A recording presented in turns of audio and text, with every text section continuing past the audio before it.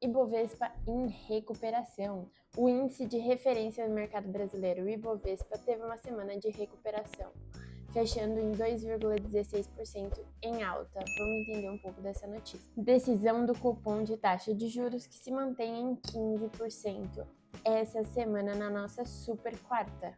Dólar em alta.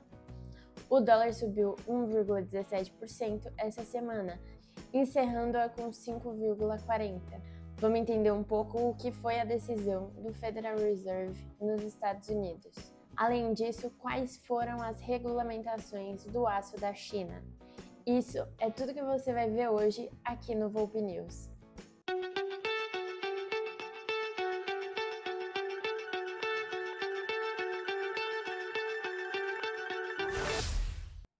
Nossa recuperação da semana, o Ibovespa teve uma semana de recuperação, fechando na sexta-feira com alta de 0,99%, atingindo 160 mil pontos. O índice de referência do mercado financeiro brasileiro acumulou um avanço de 2,16% essa semana. Na sexta-feira, por exemplo, o índice superou a marca de 161 mil pontos na máxima do dia, flertando novamente com patamares históricos. E qual foi o motivo? O fato principal foi a superação do choque político. A bolsa experimentou uma acomodação após o choque da sexta-feira anterior, quando o Ibovespa caiu mais de 4% com a notícia da possível candidatura de Flávio Bolsonaro à presidência. A recuperação desta semana, por exemplo, sugere que o mercado se acalmou e busca precificar essa incerteza do risco político. No cenário macroeconômico, os agentes financeiros tiveram uma percepção de que o Fed está menos hawkish. O que isso significa? Que ele está menos propenso a subir juros. Essa percepção dos agentes se deu após quarta-feira, que foi a decisão de política monetária dos Estados Unidos, do Federal Reserve. Isso ajudou a aliviar o clima global tenso em relação à taxa de juros dos Estados Unidos. A gente tem que sempre lembrar que a taxa de juros dos Estados Unidos dita como será a reação dos agentes no mundo inteiro.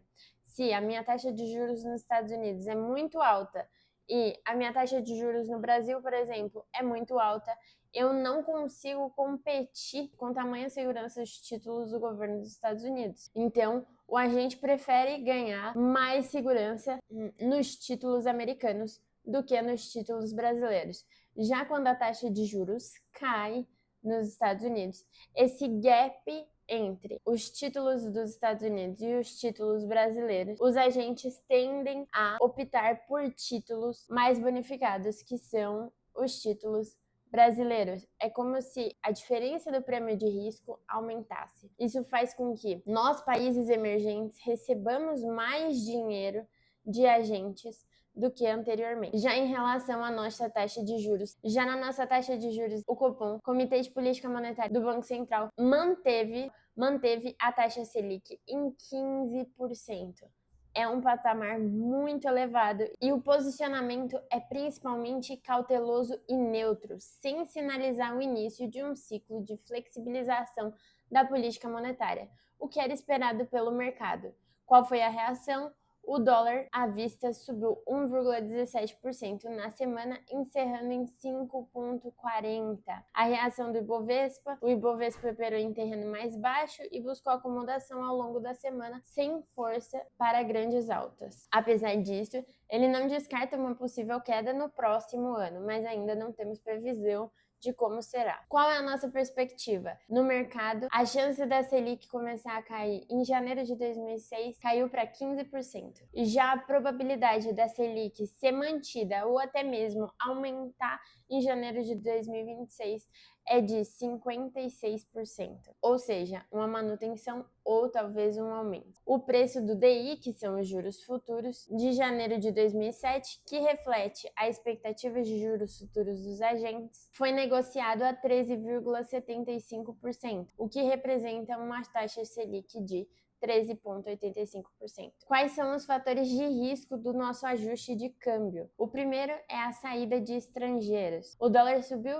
impulsionando por um movimento de saída de capital de ativos brasileiros por investidores estrangeiros nos últimos dias. Como eu disse anteriormente, em grande parte foi que no início da semana o mercado ainda se ajustava ao tombo provocado após a notícia da candidatura de Flávio Bolsonaro à presidência. Qual foi a regulamentação de aço na China? A China planeja implantar um sistema de licenças a partir de 2026 para regulamentar as exportações de aço. O impacto é que a notícia esteve no radar do setor de siderúrgicas, principalmente brasileiro, como CSN, Usiminas e Gerdau. O Ministério de Comércio da China planeja impor um amplo sistema de licenciamento para exportações de aço, que deve cobrir cerca de 300 produtos siderúrgicos a partir de janeiro de 2026. Os exportadores terão que ter uma apresentação formal no Ministério do Comércio para realizar esses embarques, apresentando, por exemplo, contrato de venda ou até mesmo certificados de qualidade. Embora a China já tivesse alguma forma de controle,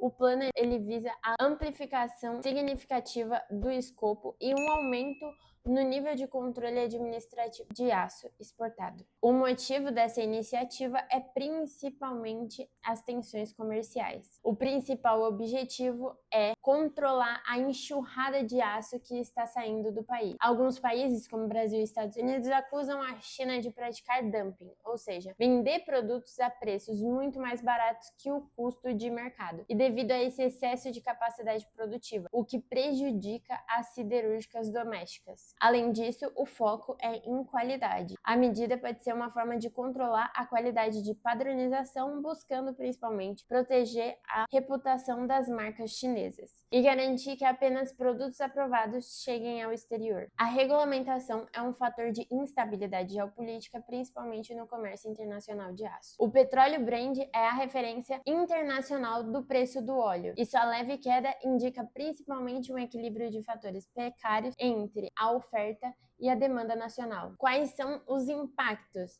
As ações da Petrobras, por exemplo, subiram de 1,06 pontos e 1,22 pontos mesmo com a fraqueza do Brent, o que sugere que o desempenho das ações da Petrobras foram impulsionados principalmente por fatores domésticos ou específicos da empresa, superando a pressão externa. Para a Petrobras, por exemplo, uma leve queda no preço do petróleo é completamente gerenciada, mas uma queda prolongada e acentuada impactaria diretamente a receita da empresa. É isso por hoje, pessoal. Espero que tenham gostado das notícias da semana e até o próximo vídeo.